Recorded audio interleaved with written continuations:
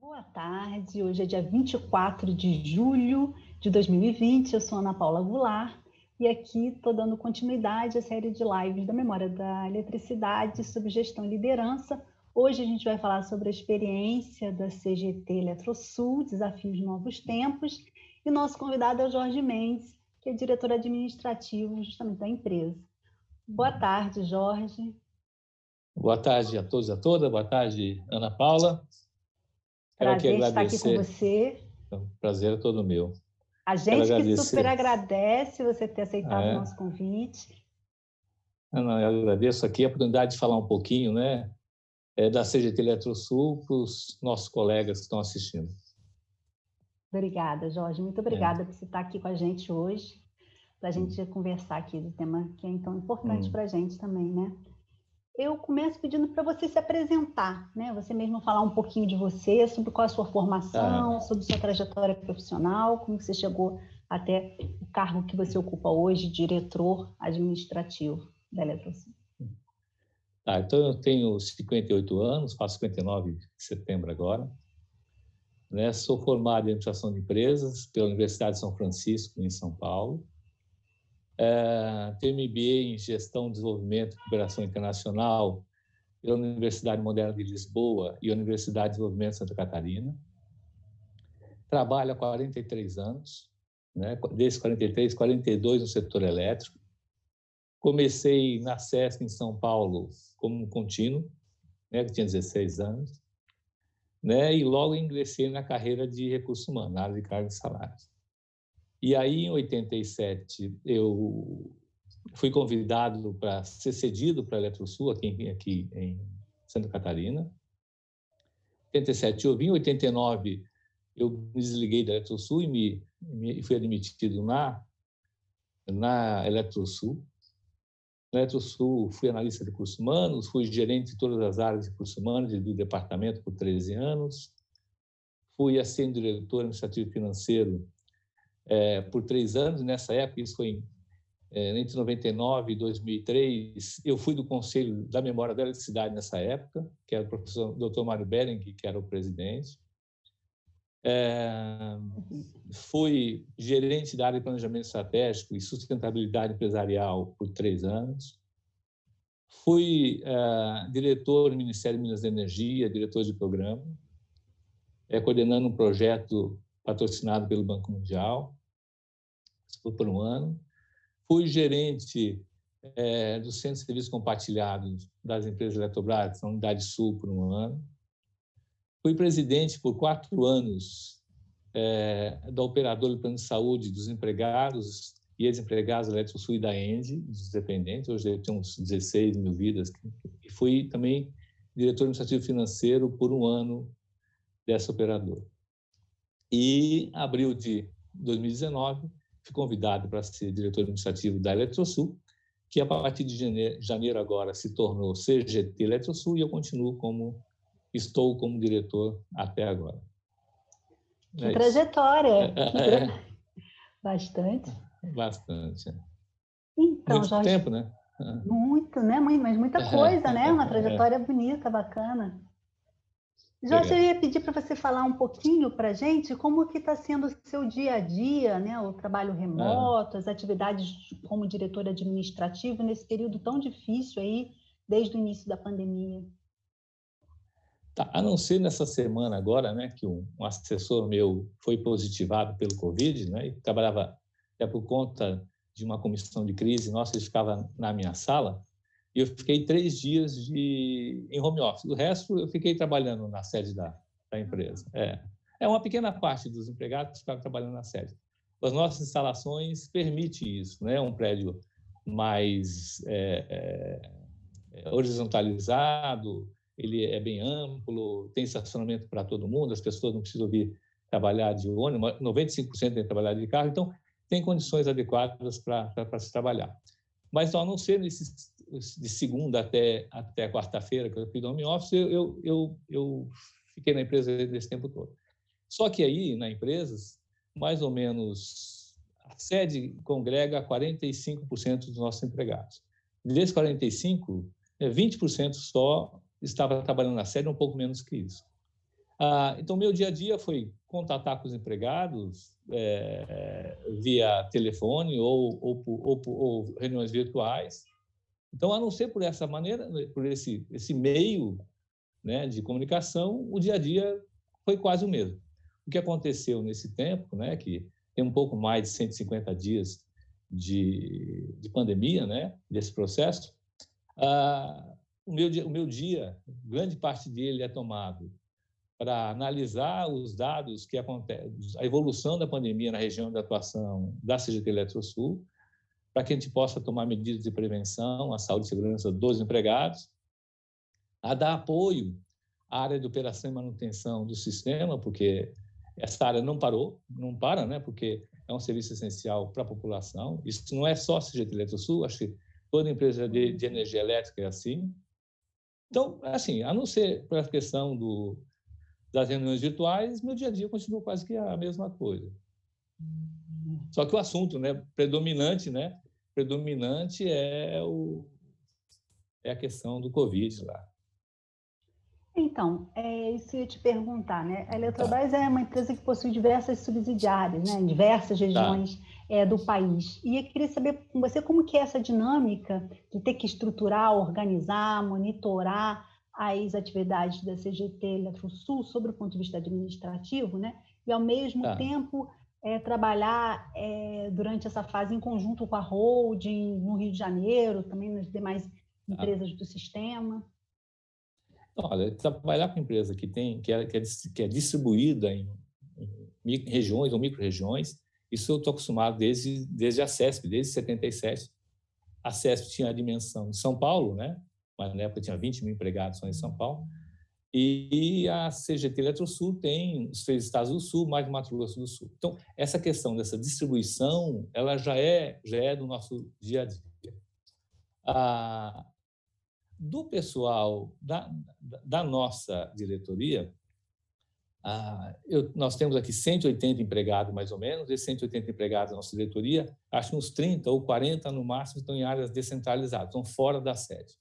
Porque nós temos aqui, que eu já fui até gerente dessa área, que é o Centro de Serviços Compartilhados da Unidade Sul. Então, as atividades transacionais, financeiras, administrativas, até jurídico, uma parte de informática é desenvolvida aqui na sede, está centralizada aqui, de modo a racionalizar processos, ter maior produtividade. Então, já estão, a maioria, centralizadas aqui. As atividades da nossa diretoria, vinculadas à gestão, seja de informática, suprimento, recursos humanos, infraestrutura e outras questões que nós tratamos, também são na sede. Então, a nossa administração mesmo, né, o contato nosso dia a dia, basicamente é aqui na sede, né? O que tem é a interação com os outros diretores ou com os outros gerentes que estão em unidades descentralizadas das áreas de operação ou manutenção, ou de geração também. Então, essa questão da descentralização, para a gente, é tranquilo, é tranquilo. Agora, do ponto de vista da Eletrobras, né, eu acho até essa pandemia trouxe, né, também está tendo muita coisa ruim, né? Acho que ninguém queria que tivesse isso, mas acaba tendo grandes aprendizados, né? E algumas transformações. Uma coisa que tem acontecido nas empresas Eletrobras é que trouxe uma maior união das empresas, um maior congraçamento dos diretores administrativos e diretores de gestão. Tanto que todos os dias, das 9 às 10 da manhã, a gente se reúne para analisar essa questão da evolução da pandemia nas empresas Eletrobras, discutir e aprovar protocolos de saúde, protocolos de sanitização, de modo que, às vezes, a experiência de uma empresa pode ser muito bem aproveitada em outra.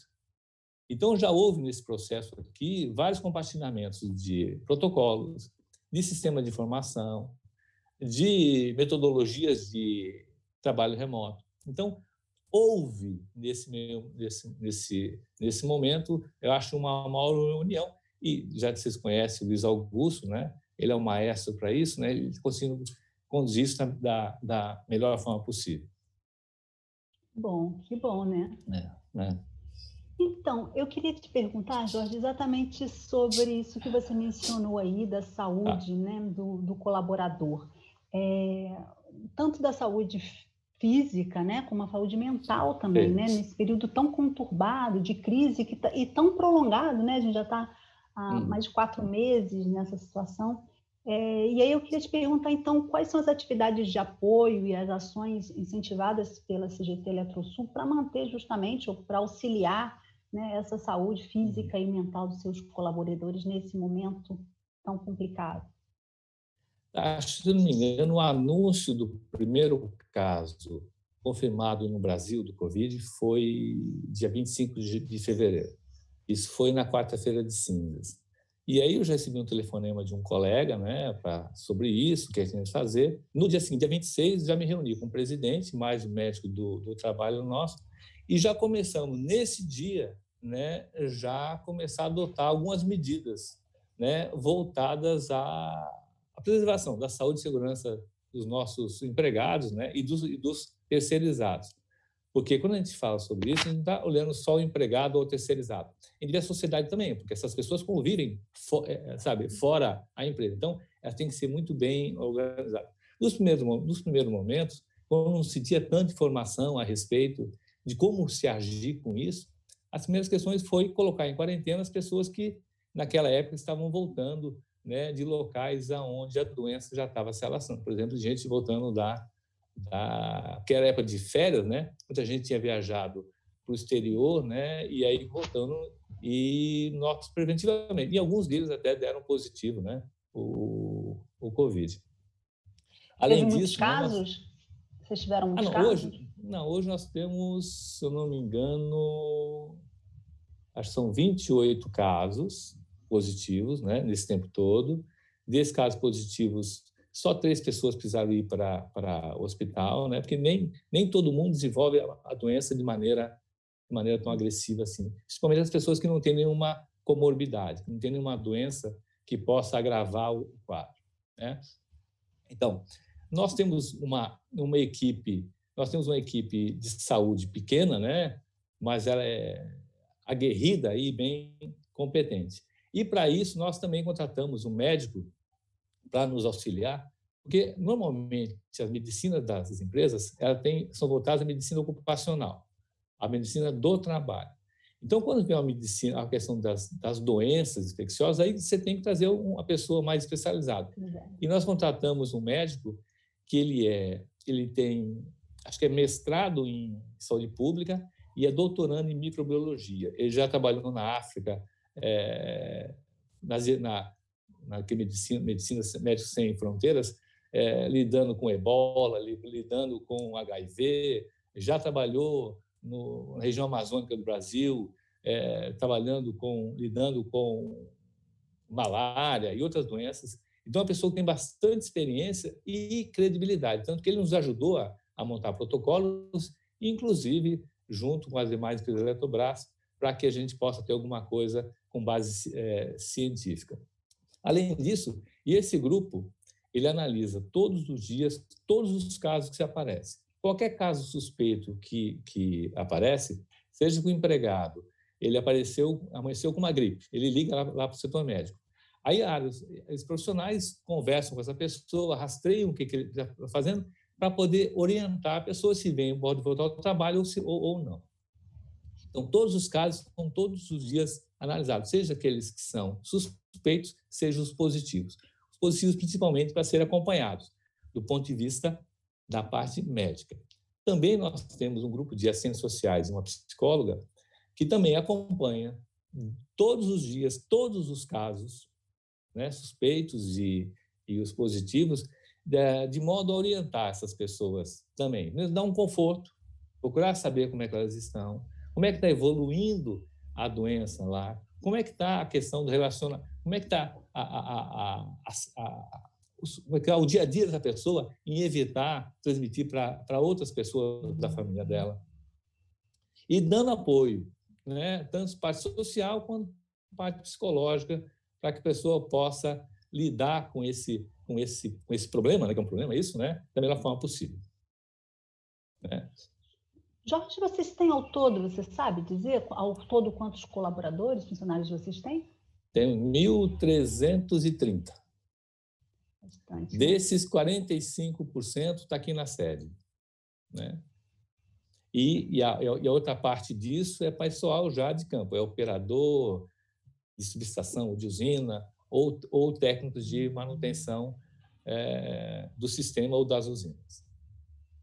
Nossa empresa é bem enxuta. Então, Jorge, nós somos Memória da Eletricidade, então a gente gosta de registrar história, né? De ouvir histórias. Então, eu queria perguntar para você, pedir para você falar um pouquinho, porque a CGT Eletrosul é resultado da fusão de duas empresas, né? Fusão Sim. recente, né? No processo de reestruturação, né? Da subsidiária da Eletrosul e da CGTE, não é isso? Então, eu queria pedir para você falar um pouquinho como é que se deu essa transição, como foi essa experiência para você de estar à frente da diretoria administrativa durante esse processo, né? Que imagino que deve ter sido desafiador. Então, queria ouvir, pedir para você contar um pouquinho da história que a gente queria ouvir. Eu gosto de desafio, então é um negócio para mim que isso é interessante. É um processo mesmo, é um processo novo para a gente, né? É um processo novo até para as empresas Eletrobras, esse tipo de incorporação. A CGTE incorporou a Eletrosul, né? Isso foi um processo de amadurecido por alguns anos, né, na empresa. Nós tivemos, para poder concretizar isso, fazer vários tipos de avaliações, né? Porque não é só, né, a CGTE incorpora a Eletrosul, se abandona tudo da Eletrosul e incorpora tudo que é da CGTE, ou vice-versa, né? Então, tem que ser feita uma análise, foi feita uma análise de processos, de normativos, de procedimentos, de sistemas, para ver qual é aquilo que melhor se adaptava a essa nova empresa para poder seguir na CGT Eletrosul, que é hoje isso. Um dos grandes desafios que nós tivemos foi que o seguinte: as empresas Eletrobras estão implantando um novo sistema informatizado, que é o SAP. E estão no meio, ainda estão amadurecendo com isso, né? Acho um sistema desse não se implanta em pouco tempo, ele tem que amadurecer ao longo do tempo. E no meio desse sistema, nós tivemos que fazer a junção, né, o merge dessas duas companhias, ou seja, o saldo contábil que tinha numa empresa e na outra tem que se, nessa terceira, tem que ser a soma dos dois. Olhando assim, parece que é fácil, mas não, você tem que ter toda uma série de contas diferentes, né? Alguns planos de contas têm uma pequena diferença. Então, foi um desafio grande, eu vejo a questão da informática, basicamente, foi um dos grandes desafios. Mas isso acho que surpreendentemente, né, acho que nós conseguimos vencer essa etapa. E a incorporação, ela foi feita porque, assim, a Eletrosul e a CGTE trabalham aqui na região sul, né? Então, o acionista, ou seja, a Eletrobras, ele tinha duas companhias trabalhando na mesma região, com atividades semelhantes, né? Que você poderia, numa junção das duas, ter mais sinergia de processos, melhorar, sabe, ter um melhor aproveitamento do capital humano e intelectual da empresa, né? E fazer uma complementaridade de atividades. Fora isso, é uma maneira de você dar mais resultado ao acionista, né? Que é quem tem a ação da Eletrobras, e a gente tem que trabalhar de modo que essa pessoa, né, receba os seus dividendos da melhor forma possível, né? E uma coisa que está acontecendo hoje em dia, que é a coisa um pouco mais lenta, é um processo de aculturamento. Que apesar de serem empresas do mesmo ramo de atividade ou semelhante, né, que estão na mesma região, mas em termos de história, né, a Eletrosul ela começou em 1968, né? A CGTE, ela como empresa nasceu em 98, se não me engano, mas ela é de uma cisão da CE ou C3E, como se chama, uma empresa estadual do Rio Grande do Sul. Então, por mais que se criou-se a CGTE, muita coisa de CE tem ainda, né? Quer seja bom ou ruim, são só questões culturais, né? E isso nós estamos no processo hoje de junção. Demora um pouco isso, demora um pouco isso para as pessoas se adaptarem a esses novos procedimentos, né? É como se a pessoa casou, né, com a outra e cada um levou seu filho. Então, aí a nova casa, as pessoas precisam saber olhar isso. O que nos facilita é que a Eletrobras está implantando um projeto agora de transformação cultural nas empresas da Eletrobras. E isso vai nos ajudar, né, a ter, até com a assessoria externa, nos ajudar a melhor passar e mais rápido passar por essa fase que ela é necessária e certamente vai ser sucesso no futuro. É isso. Descongelou tua imagem aqui.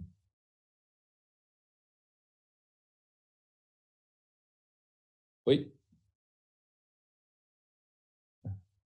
Tá, acho. Tá.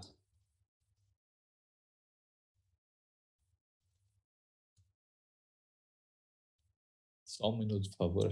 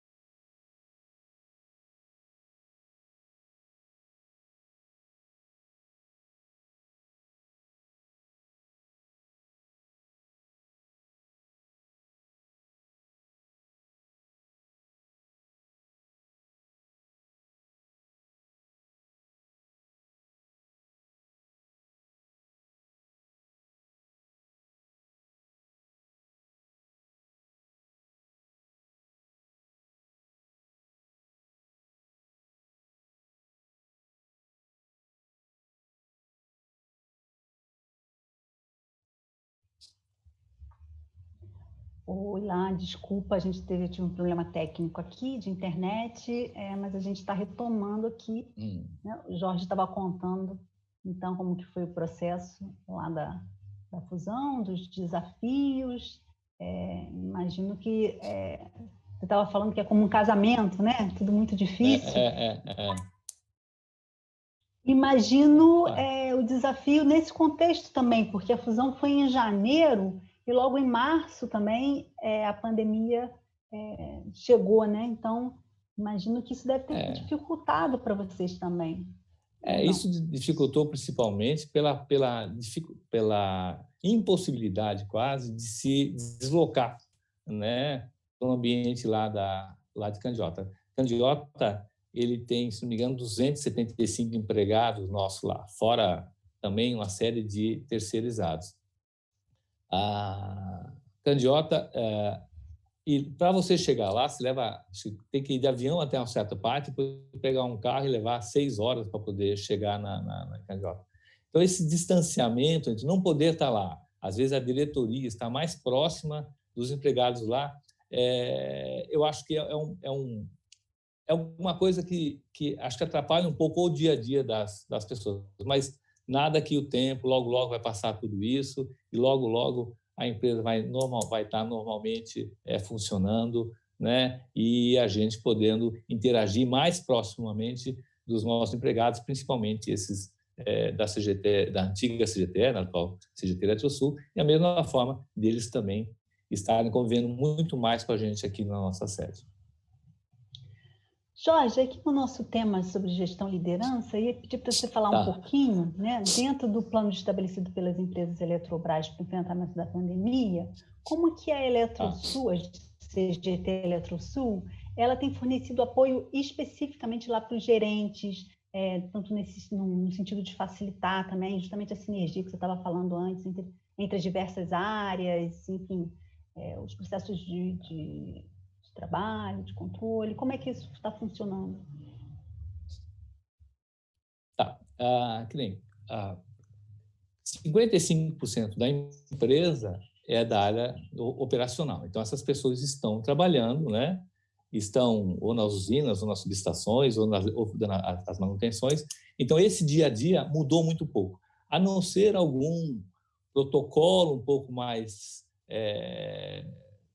refinado, né, para o trabalho dos empregados da manutenção da operação, mas o dia a dia normal, o dia a dia deles continua o mesmo. Aqui na sede é onde houve a maior dispersão de empregados para home office. Então, nós temos em torno de 70% a 80% de empregados em home office aqui.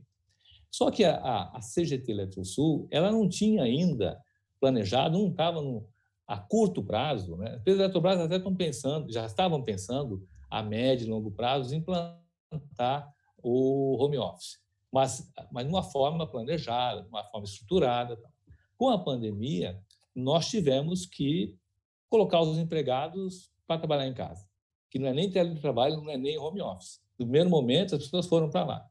Indo para lá, a empresa forneceu equipamento, né? Quem não tinha laptop levou até o desktop para casa, né? A empresa forneceu sistemas ou possibilidades de a pessoa se integrar na empresa sem necessidade de vir até a nossa sede. Nós implementamos uma ferramenta de gestão do trabalho remoto, para que as pessoas se planejem isso. Não é um processo de controle, é um processo de gestão, para as pessoas se organizem no seu dia a dia, porque as pessoas não estão acostumadas a trabalhar em home office. Então, você imagina o seguinte, o gerente, que também é uma pessoa que às vezes foi impactada com isso, né, tem que administrar as pessoas, né, os subordinados, né, os colegas, que também não estão acostumados com isso. E aí você tem em home office a pessoa que não tinha estruturada mobiliário para isso, não tinha internet potente para isso. Às vezes, as escolas pararam e as crianças estavam em casa. Tem que entender que essas crianças, às vezes não sabem que o pai está em casa e acham que, na verdade, é bom, que eles querem brincar. Então, os gerentes também tiveram que, aos poucos e de modo assim, no tentativa e erro, logo no começo, isso hoje já tem coisa mais assim, estruturada, tiveram que lidar com isso. E a gente fazia o quê? Fornecia aos gerentes, né, ferramenta de gestão do trabalho remoto, assistentes sociais ou o pessoal de saúde orientava como é que ele devia enxergar esse trabalho, esse pegado em trabalho remoto. Foi dado apoio a ele a poder entender como é que ele pode demandar trabalho, como ele deve receber trabalho, né? Porque nem ele estava acostumado nisso. Fora também que ele próprio, às vezes, estava já perturbado com isso, mas angustiado com esse movimento todo. Aí, do ponto de vista...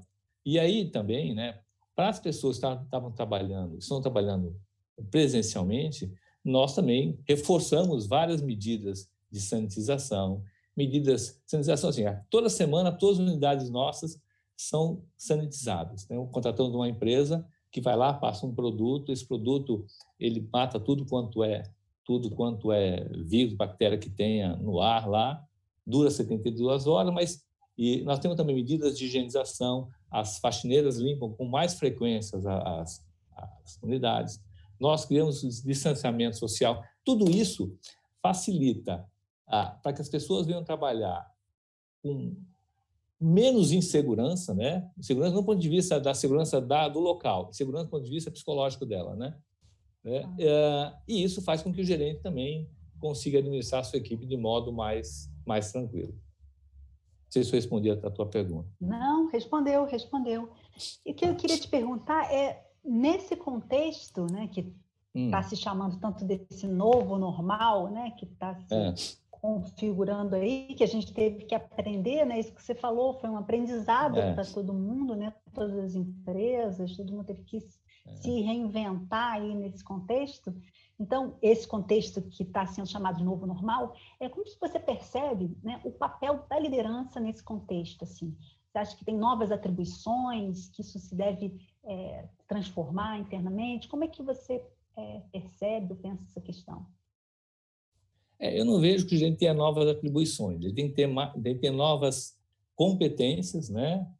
E, dentre elas, novas habilidades, né? Em saber como é que lidar com isso.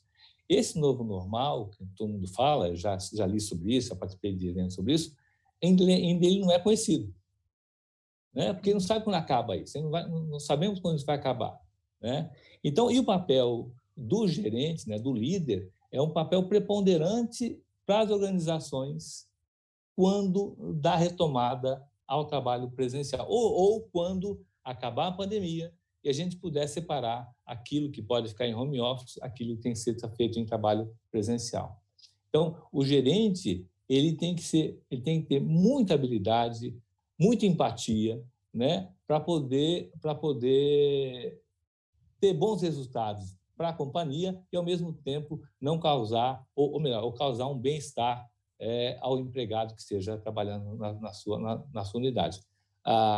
As pessoas, hoje já existe, as pessoas estão nas suas casas, as pessoas têm um certo temor ainda com relação ao vírus, né? Imagina quando elas voltarem, todas elas, estou voltando em parte, mas todas elas, e essas pessoas têm suas angústias, têm seus medos, né? Parte delas tiveram parentes que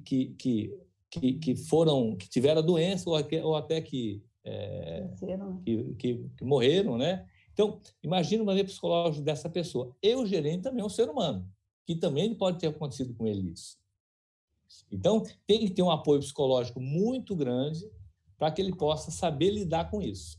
Mas o primeiro a ser tratado, né, a ser conversado é com o gerente, para que ele possa entender o grupo. Porque se o gerente não tiver com equilíbrio, né, dificilmente a equipe dele vai estar. Não quer dizer que isso seja em geral, não.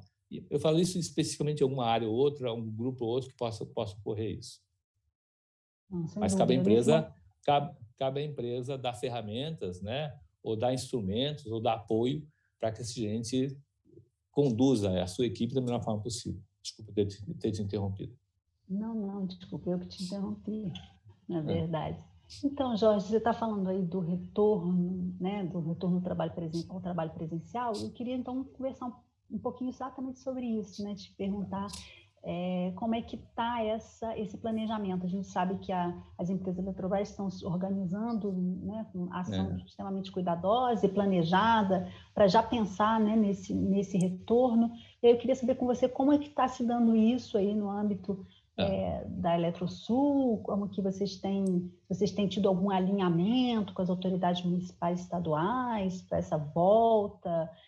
Como que vocês estão pensando essa perspectiva também? Você falou aí, né, as realidades também dos colaboradores, funcionários são muito variadas, mesmo das lideranças, mesmo dos gerentes, as realidades familiares. Como que vocês estão pensando, então, nessa questão? Então, falei, desde o primeiro dia, desde o dia 25 de fevereiro, quando teve o primeiro, né, hoje já estamos com 2 milhões e 2.200.000 infectados no Brasil e 80 mil mortos. Então, desde esse primeiro dia, a gente tem acompanhado esse processo. Eu gosto de estatística, então eu, particularmente, né, à noite, né, até porque tem muita gente no home office e tal, à noite, eu baixo quais são os dados do Brasil e das cidades, das principais cidades que a Eletrosul, que a CGT Eletrosul tem pessoal, né, para que a gente possa monitorar tanto o crescimento do número de positivos, crescimento do número de óbitos, a taxa de letalidade de cada local desse, né? Verificamos qual é a taxa de mortalidade disso, mortalidade infectados ou óbitos por milhão de habitantes. Verificamos qual é a ocupação dos leitos de UTI, porque na eventualidade de você ter uma região, você tem empregado, em que esteja colapsado, né, as UTIs, você tem que ter um planejamento para eventualmente remover ele para um outro grande centro. Então, a gente já acompanha. Então, esse acompanhamento a gente faz diariamente, né? Desses 150 dias, eu devo ter produzido 150 planilhas ou estudos sobre essa questão.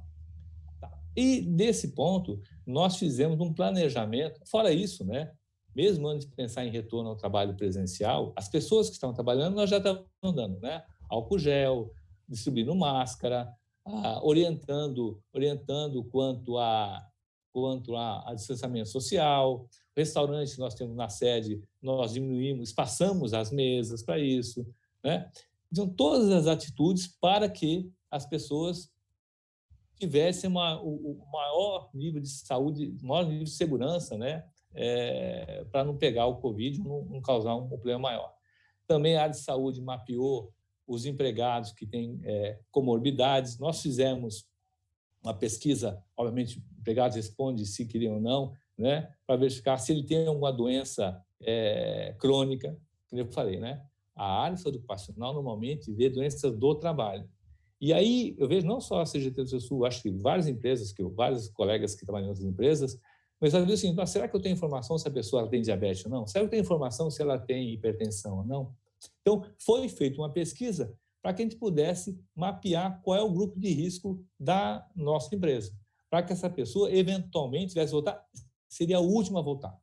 E, ao mesmo tempo, eu tendo essa informação, eu consigo criar programas futuros de gestão de pessoas, de saúde, em que eu possa, por exemplo, eu tenho as pessoas que têm hipertensão, tem um grupo X que tem hipertensão. Esse grupo tem hipertensão, será que eu não posso criar um programa de saúde na empresa onde eu consiga dar informação para ele, dar orientação para ele, para que, se eu não consigo regredir a doença, que algumas não conseguem regredir, ao menos ela não piora. E aí eu dou para essa pessoa melhor qualidade de vida, né? Porque eu já tenho uma experiência dessa no plano de saúde que eu falei que eu fui presidente um tempo, né? Nós fizemos um programa desse e esse trabalho ele gerou bem-estar às pessoas, em primeiro lugar que é isso, e economia para a companhia, porque não teve que gastar com tratamento de saúde. Então, ele tem um ciclo virtuoso para isso. Fora isso, nós também implantamos várias outras medidas para a preservação da saúde e segurança. Nós dividimos nosso retorno em 4 etapas. A primeira etapa foi dia 6 de julho, de agora, para os empregados, basicamente na sede também, para os empregados que têm menos de 59 anos, não têm filhos acima de 12 anos, abaixo de 12 anos, desculpa, não é grupo de risco, e não é grupo de risco. Tendo essa característica, essa pessoa podia voltar. As pessoas que tenham menos de 59 anos, não têm comorbidade, porém, têm filhos abaixo de 12 anos, nós havíamos previsto voltar dia 13 de agosto. Né? Era a previsão. Só que aí o governador de Santa Catarina soltou um decreto que as aulas presenciais só voltam dia 8 de setembro. Já aconteceu isso. A diretoria se reuniu essa semana. Esse decreto saiu sexta-feira passada. Essa semana a diretoria se reuniu e nós mudamos essa previsão para o dia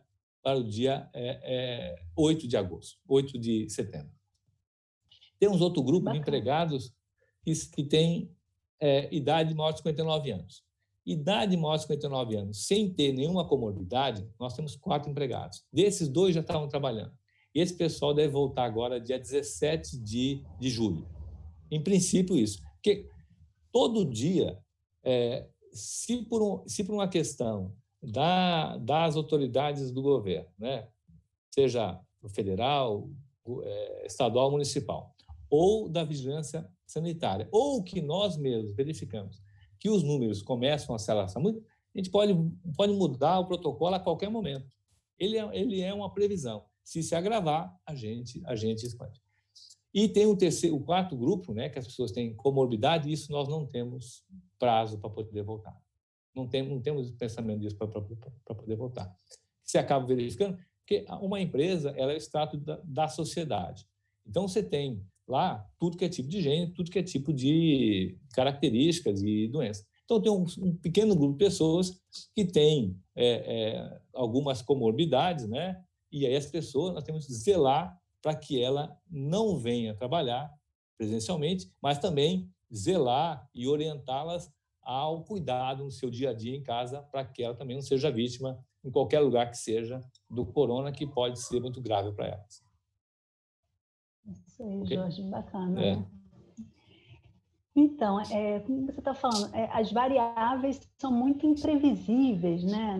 Na verdade, é uma situação, um contexto muito com pouca previsibilidade. A gente não sabe se vai ter vacina, quando vai ter vacina, é tudo muito incerto, né? E aí eu queria te perguntar como que você vê, então, o futuro da empresa, o futuro nesse... O que a gente pode pensar no futuro mais a longo prazo, aí o impacto disso no funcionamento da empresa? Eu acho que isso também tem a ver com uma pergunta que chegou aqui para você também, do Alfredo Bottoni, que ele pergunta... Ele pergunta qual será o legado que vai ficar para a gestão da empresa e principalmente pela gestão de pessoas depois do coronavírus. Quer dizer, e é um pouco a pergunta que eu faço tem a ver com isso também. Quer dizer, como que você vê o futuro? Quer dizer, o que vai ser o legado? O que muda? Qual vai ser o futuro da empresa depois dessa experiência aí de Covid? Ou você acha que não vai ter tanto impacto? Enfim, como é que você vê essa... Tá, em primeiro lugar, quero dar um abraço ao meu amigo Bottoni, né? E obrigado pela pergunta. Assim, eu acho que várias empresas, né? E a CGD Eletrosul não é diferente, né? Elas foram impactadas por essa pandemia sem esperar, né? Algumas consultorias, algumas empresas já trabalhavam com a questão do home office. Vamos para a primeira questão operacional, a questão do home office. E aí, essas empresas já tinham estrutura. As pessoas sabiam que atividade podem ser feitas em home office, quais pessoas se adaptam a isso, porque não somente a atividade, as pessoas também têm que saber se elas se adaptam a trabalhar sozinha.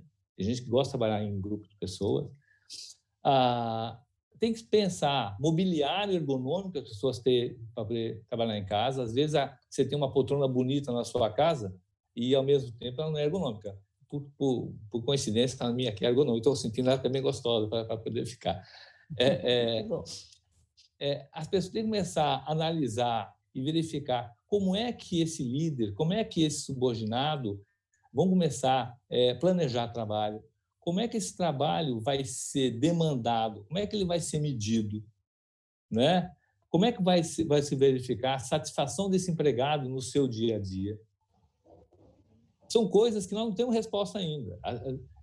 A maioria das empresas não tem resposta para ainda. E aí cabe, então, a área de gestão de pessoas estudar, né? Buscar isso, e tem que ser logo isso, não é estudar, ficar um negócio a longo, se reunir, estudar logo mecanismos que possam viabilizar esse novo momento, principalmente quando você vai, faz de conta que já passou a pandemia, as pessoas já têm vacina, que a vacina você deve ter, se não me engano, no segundo trimestre de 2021. Eu tive uma reunião ontem com, acho que um infectologista da Fiocruz participou, e ele está dizendo isso. Acho que antes do ano que vem não tem vacina disponível, né? E a vacina disponível, ela vai ter assim, acho que o governo brasileiro, ele está investindo nisso. Obviamente, isso vai para o serviço público, e o serviço público vai priorizar as pessoas que têm maior vulnerabilidade. Aqueles que são os idosos, os que têm doença crônica, até chegar nas pessoas que não têm essas características, vai demorar um pouquinho mais até. Então, as empresas vão ter que conviver com isso por muito tempo, e após isso, né, a realidade do home office, né, do teletrabalho, vai ser um pouco mais intensa. Mas nós temos que fazer algumas coisas também, né? Criar sistemas de comunicação. Hoje em dia está muito difundido, né? O Webex, o Teams, vários outros. As pessoas começando a achar até interessante isso.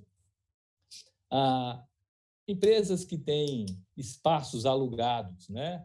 Vai começar a repensar também. Tá, se metade do meu trabalho, meu pessoal não está aqui, para que eu preciso esse tanto de área aqui? Talvez tenha que repensar até a questão de infraestrutura para criar umas áreas volantes, onde um espaço onde aquele empregado está em home office, ele venha na empresa X parte do tempo e tem um posto de trabalho que ele possa atuar. Né? Então, outra coisa tem que ser, já existe na CLT, né, acho que o artigo 75, se não me engano, da CLT, que trata sobre o teletrabalho. Mas, assim, ela foi feita, foi modificada, se não me engano, agora em 2017, mas ela precisa ser repensada pela intensidade, pela intensificação que vai ter do teletrabalho no futuro, para que o empregado não se sinta prejudicado, né? E para que também não vire também uma indústria de ações trabalhistas desnecessárias. Então, vamos criar logo as regras de jogo adequadas, falar para todo mundo, para que isso as empresas possam operacionalizar o seu novo momento de maneira adequada. Então, Jorge, isso que você está falando tem a ver aqui com uma outra pergunta que o Alfredo fez aqui também. Tá. E a gente está encaminhando aqui já para o final, mas aí eu vou te passar essa pergunta, porque tem a ver com o que você acabou de falar. Ele está perguntando se os sindicatos que são mais ativos no setor elétrico, se eles foram, como que foi essa parceria aí, ou a relação com esses sindicatos nesse momento da crise do coronavírus? Assim, não foi, não está sendo ainda essa parceria, né? Existe uma reivindicação dos sindicatos que a empresa compartilhe e discutam com eles qualquer tipo de atitude, medida a ser implantada. Acho que eles têm, assim, na posição deles, têm direito de perguntar isso. Nós temos o direito de imaginar o seguinte: questões de gestão de empresa, quem faz é a empresa. A empresa é quem tem que tomar as atitudes e se responsabilizar por conta dela, né? Acho que o papel do sindicato é muito importante nisso. Ele tem que compreender, né, que o principal é cuidar do empregado, mas também cuidar da companhia, né? As duas coisas têm que dar muito, né? Quando eu trabalhei na parte de sustentabilidade empresarial, você não vê somente um item importantíssimo, é o social. Outro item importantíssimo é o ambiental. Mas se o econômico não tiver um mínimo de sustentação, de sustentabilidade, os outros dois não conseguem vencer. Então, tem que se equilibrar isso de maneira muito adequada. Eu tenho até uma reunião com os sindicatos quinta-feira que vem agora, né, que a mídia começa a soltar várias informações, né? Fala assim: Santa Catarina aumentou em 120%, né? Ou 120% o número de X lá. Aumentou de 10 para 22, ou dá os 120%. Mas se olhar no Brasil, a dimensão é de 1.000, de 2.000 mas assim, é questão da gente conversar. E acho que o importante é a gente discutir, apresentar nossos números, nossas teses, para que eles, né, se assim desejarem, sejam nossos parceiros, mas cada um do seu lado. Tá certo.